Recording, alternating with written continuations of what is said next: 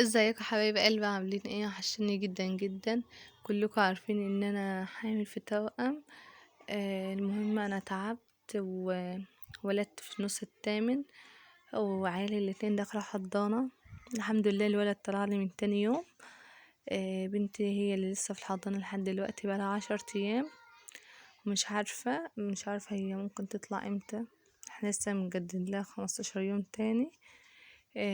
ادعولي بالله عليكم، دعوة 40 غريب مستجابة بالله عليكم. مش عايزة لايك ولا شير ولا أي حاجة. بص أنا عايزاكم بس تدعولي إن بنتي تطلع لي بالله عليكم في أقرب وقت، وتطلع سليمة وما عندهاش حاجة. احنا جبنا حاجة السبوع زي ما انتوا شايفين كده اهوت. أنا بوريها لكم هنا. كنت فرحانة لما أخوها جه وكده، وقلت إن هي يعني يوم أو اتنين وهتطلع هي كمان، لأن الاتنين توأم يعني وكده.